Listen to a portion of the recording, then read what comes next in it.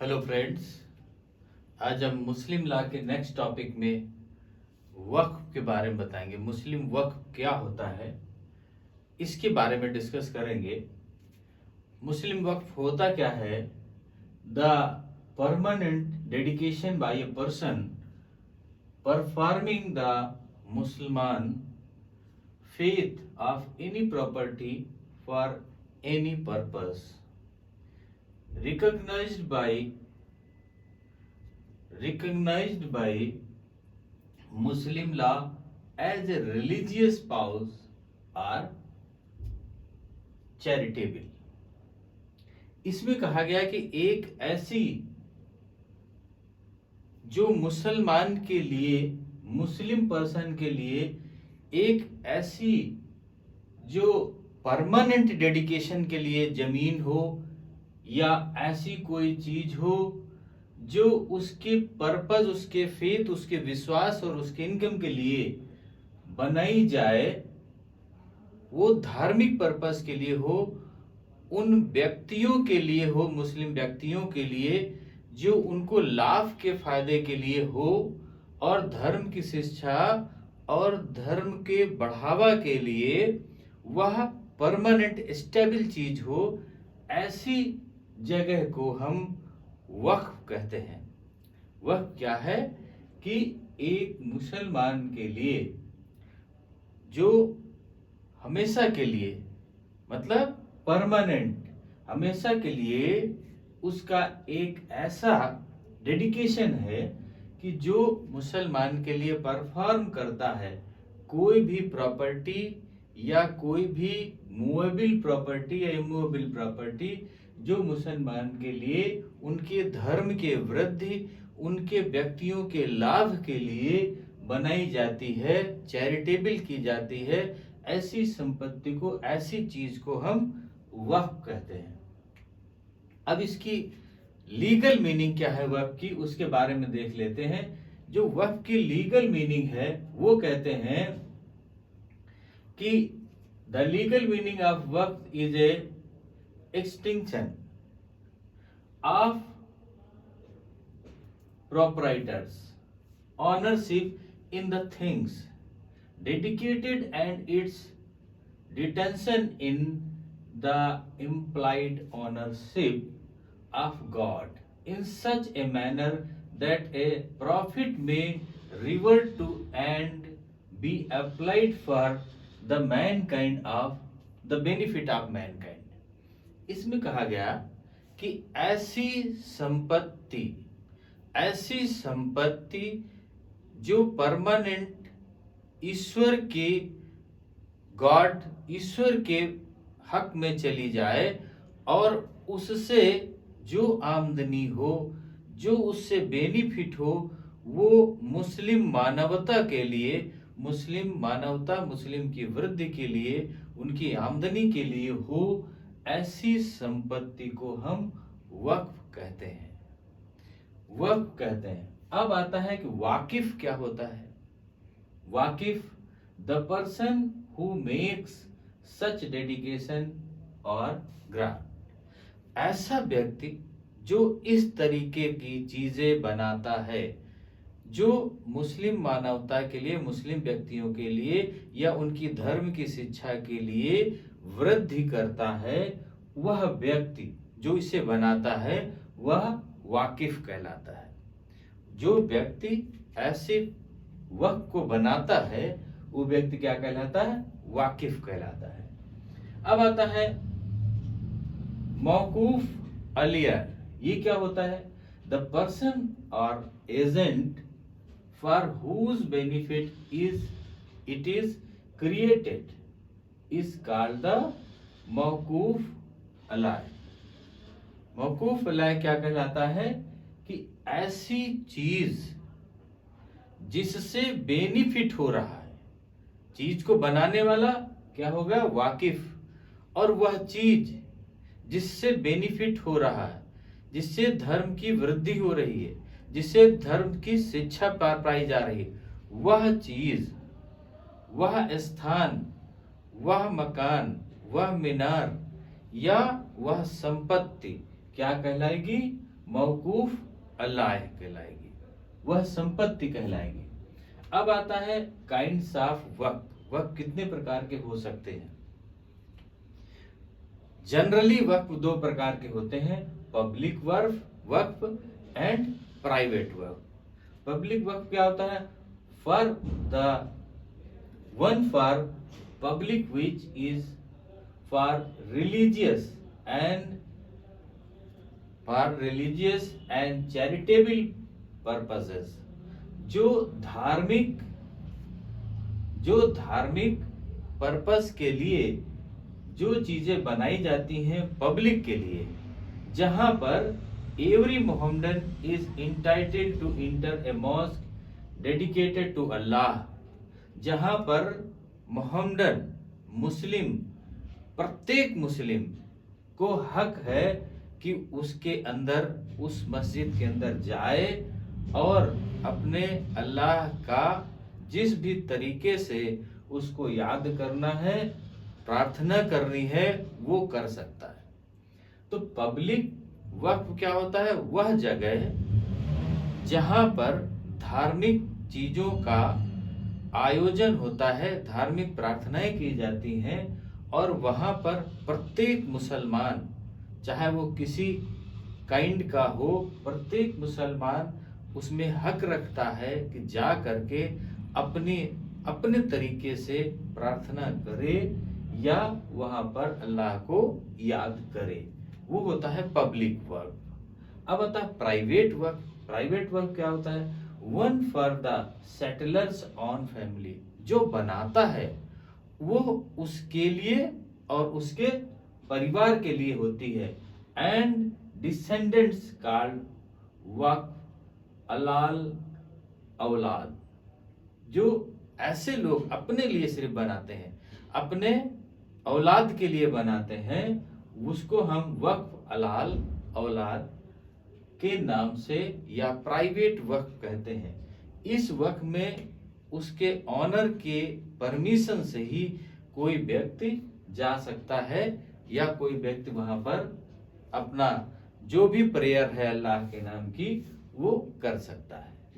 अब आता है कि ये तो हम जनरली बताए कि जनरली इसमें वक्फ कितने तरीके के होते हैं। अब बात आती है according to Mohammedan laws kinds of waqf. मुसलमान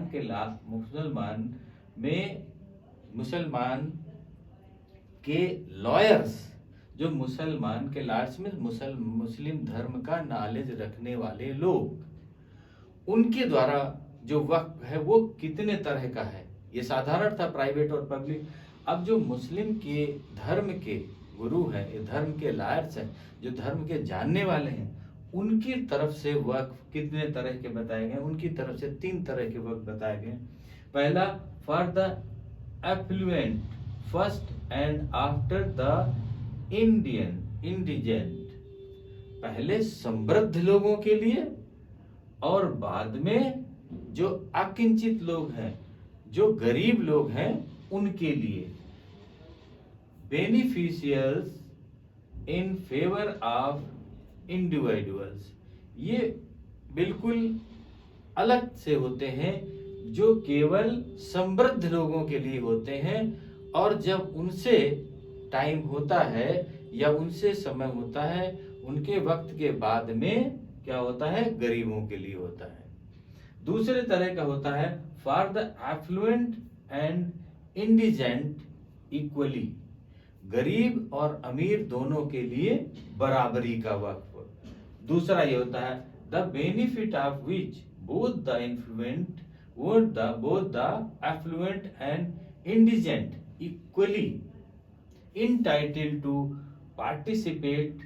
जिसमें से जो गरीब है और अमीर है बराबरी से उसमें पार्टिसिपेट, भाग ले सकते हैं। ऐसी मस्जिद, इमामबाड़ा, कॉलेज और सराय, वेल्स, रोड, कुएं और सड़कें जो ऐसे वक्त के रूप में बनाए जाते हैं, ऐसे वक्त में जो मस्जिद है, इमामबाड़ा है और सराय है, वेल्स है, रोड्स हैं, ये ऐसी जहां पर कि गरीब और अमीर दोनों को इक्वल राइट होता है, दोनों बराबरी के उस पे जा सकते हैं। और तीसरे तरह का वक्फ जो बनता है फॉर द इंडिजेंट एक्सक्लूसिवली, केवल गरीबों के लिए, मतलब मैक्सिमम गरीबों के लिए बनता है, जैसे लाइक पुअर हाउसेस, झोपड़पट्टियां। और दूसरा चीज लंगर खानास। अमीर लोग क्या करते हैं कि जैसे कोई लंगर खाना बना दिया जहां पर गरीब लोग जा करके अपना भोजन कर सकते, भोजन ग्रहण कर सकते हैं, तो वो भी क्या है, वक्फ है, ये गरीबों के लिए होता है। तो वक्फ जो मुस्लिम धर्म गुरु हैं या मुस्लिम लायर्स हैं उनके तरफ से 3 तरह के वक्फ बताए गए। एक बताया गया जो समृद्ध और गरीब के लिए है, जो समृद्ध के लिए ज्यादा है और गरीब के लिए कम। दूसरा है कि जो गरीब और समृद्ध दोनों के लिए बराबरी का। और तीसरा बताया गया जो केवल गरीबों के लिए है, मैक्सिमम गरीबों के लिए। 3 तरह के वक्फ बताए गए। अब आता है कंडीशन रिलेटिंग टू वक्फ। वक्फ के लिए क्या क्या कंडीशन होनी चाहिए, वक्फ को बनाने के लिए क्या क्या कंडीशन उस व्यक्ति की होनी चाहिए। द सेटलर मस्ट बी, जो वक्फ बनाने वाला है वह निश्चित रूप से कंपोज मेंटिस, मतलब स्वस्थ चित्त होना चाहिए, उसका मस्तिष्क जो है बिल्कुल स्वस्थ और प्रिपेयर होना चाहिए। नंबर 2 सुई ज्यूरिस, मतलब विधि सक्षम होना चाहिए, उसको अच्छे और बुरे, नियमता अनियमता का ज्ञान होना चाहिए कि कौन सा लॉफुल है और कौन सा इलॉफुल है, उसका भी ज्ञान होना चाहिए। थर्ड है must not be acting compulsion, किसी के दबाव में उस वक्त को नहीं बनाना चाहिए, दबाव में नहीं बनेगा। Number 4 must be a good health, उसका स्वास्थ्य बिल्कुल ठीक होना चाहिए, उसका स्वास्थ्य बिल्कुल ठीक होना चाहिए। Must be owner of the property, और उस प्रॉपर्टी का जिसका वो वक्त बनाने जा रहा है उस प्रॉपर्टी का उससे मालिक होना चाहिए। अगर ये सारी चीजें हैं उसके पास में, वो स्वस्थ दिमाग का है और उसे कानून का ज्ञान है, किसी के दबाव में नहीं है, स्वस्थ है बिल्कुल शारीरिक, और वो उस प्रॉपर्टी का ऑनर है, अगर ये सारी चीजें हैं तभी वो व्यक्ति उसे वक्फ के रूप में कन्वर्ट कर सकता है। अब आता है व्हाट में बी कंस्टिट्यूटेड ए वक्फ, किन चीजों को वक्फ बनाया जा सकता है। अभी तो कौन बना सकता है, किन चीजों को बनाया जा सकता है। बिल्डिंग, किसी भी बिल्डिंग को वक्फ बनाया जा सकता है। दूसरी चीज trees without the land is valid, जो जमीन है जिस पर पेड़ नहीं है, जिस पर पेड़ नहीं है, क्योंकि पेड़ों को काटना क्या है, जो अधर्म है, इसलिए जिस जमीन पर पेड़ नहीं है वहां पर क्या हो सकता है कि वक्फ बनाया जा सकता है। दूसरी बात द वक्फ मूवेबल प्रॉपर्टी, अगर कोई मूवेबल प्रॉपर्टी है एंड चैटल्स या जंगम संपत्ति है of all kinds which may be renewed from time to time, जिनका समय समय पर रिन्यूअल किया जा सकता है, और विच में बी सोल्ड, और या जिनको बेचा जा सकता है, at the proceed invested in business, बेच करके उस पैसे को किसी व्यापार में लगाया जा सकता है।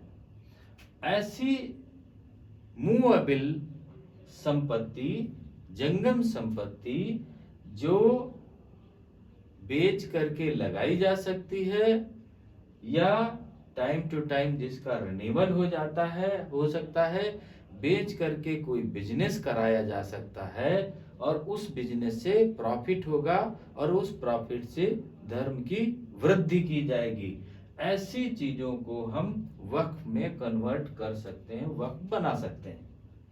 अब आता है इन हुज फेवर ऑफ वक्फ में बी मेड, किसके पक्ष में, अभी आया कि कौन बना सकता है, किन चीजों को वक्फ में कन्वर्ट किया जा सकता है, और इन हुज फेवर द वक्फ में बी मेड, किसके पक्ष में वक्फ बनाया जा सकता है। Any person except an alien enemy irrespective of age or sex may be constituted the beneficiary of a work। जो स्वदेशी शत्रु नहीं है, जो स्वदेशी शत्रु नहीं है या मुस्लिम धर्म का शत्रु नहीं है, वह किसी भी उम्र का हो, नाबालिग को छोड़कर वह किसी भी उम्र का हो, किसी भी सेक्स मतलब मेल या फीमेल हो, उसे हम वक्फ उसके पक्ष में बना सकते हैं। उसके पक्ष में उसके लाभ के लिए हम वक्फ को बना सकते हैं, उस व्यक्ति के लाभ के लिए वक्फ को बना सकते हैं। अब ये तो हुआ कि वक्फ क्या होता है, वक्फ बनाने वाला क्या कहलाता है, जो चीज का वक्फ बनाया जाता है उसे क्या कहते हैं, वक्फ कितने प्रकार का होता है, और जो धर्म गुरु मुस्लिम उनके अनुसार वक्फ कितने प्रकार का होता है, कंडीशन क्या है वक्फ बनाने की, और किन किन चीजों को वक्फ बनाया जा सकता है, और किसके पक्ष में वक्फ बनाया जा सकता है। ये एक वक्फ की समरी हो गई। अब आता है कुछ वर्ड हैं जिनको हम वक्फ में कन्वर्ट करते हैं, और उन वर्ड के बारे में पूछा जाता है, उन वर्ड की हम मीनिंग नहीं जानते। जैसे इमाम बाड़ा। इमाम बाड़ा क्या है? Is an apart like a private chapel for religious purpose. It is entitled for the use of the owner and member of his family through the public may be admitted with the permission of the owner। ये इमाम बाड़ा क्या है? ये उस मकान का, उस मीनार का, उस बिल्डिंग का एक भाग है जहां पर मुस्लिम प्रार्थना करते हैं। ये उस बिल्डिंग का एक पार्ट है जहां पर मुस्लिम प्रार्थना के लिए, प्रार्थना के पर्पस के लिए, धर्म के प्रार्थना के पर्पस के लिए बनाते हैं, और जहां पर उसका ऑनर या उसके फैमिली के लोग प्रार्थना करते हैं, और अदर कोई बिना उनकी मर्जी के, बिना उनकी अनुमति के वहां पर प्रार्थना नहीं करने जा सकता। ऐसे चीज को हम इमाम बाड़ा कहते हैं। इमाम बाड़ा क्या हो गया?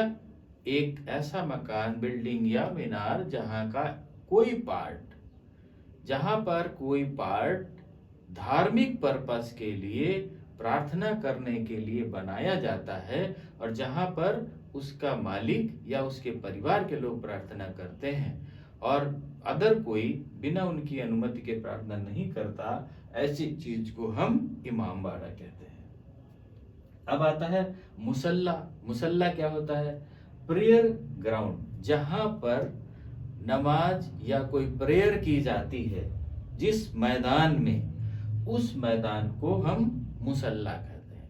मुसल्ला क्या होता है? कि वो मैदान जहां पर मुस्लिम प्रेयर करते हैं, उस मैदान को मुसल्ला कहा जाता है।